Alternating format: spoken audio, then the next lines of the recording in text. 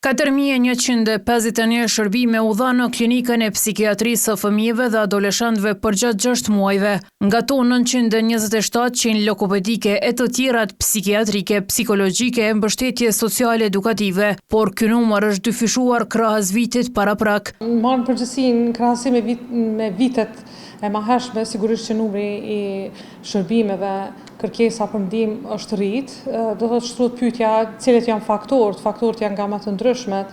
Do të thotë mënyra e jetesës që e bojmë, streset, lufta, ekspozimin në rrjetet sociale, gjitha këto kanë efekte të cilat padyshim që reflektohen te fëmijët. Doktoresha bëri të ditur se cilat janë rastet më të shpeshta që trajtohen këto.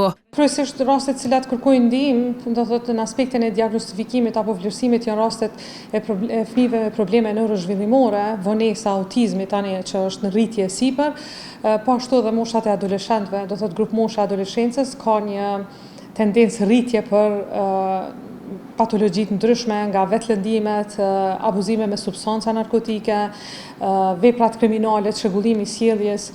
Pikërisht për qasjen institucionale ndaj shëndetit mendor të fëmijëve, kritika ka Bindskeja nga Qendra për Informim dhe Përmirësim. SHSKUK nuk i siguron kushtet e duhura për trajtimin e fëmijëve aty dhe gjithashtu edhe për me mbështet stafin. Na e dina domethënë që ata nuk kanë as mjaftueshëm lodra për fëmijët, prandaj edhe jena dashur në bashkëpunim me aktivistë të ndryshëm me mbështet klinikën e psikiatrisë për me asiguruar ato. Ai tha se kanë përgatitur një raport me gjetje pikërisht për këtë klinikë. Me fokus veçanërisht në shërbimet të fëmijëve, ku kena paraqitur disa gjetje, ndër tyre për shembull kena pa që edhe për internet nuk ja pagun SHSKUK, apo duhet stafi vetë domethënë me shkruajtur me mi bë parë ty në bashkë me pagu. Pra është shumë e çuditshme për neve me dalë edhe me thonë që KUK-ja që japin kujdes të shëndetit mendor të fëmijëve, kur as minimumin e mbështetjes nuk e ofrojnë, edhe mos harrojna që SHSKUK për çet vete ka ndonë njërin prej buxheteve më të ulta ndonjëherë për shërbime të shëndetit mendor, ku natyrisht përfshihet edhe psikiatria e fëmijëve.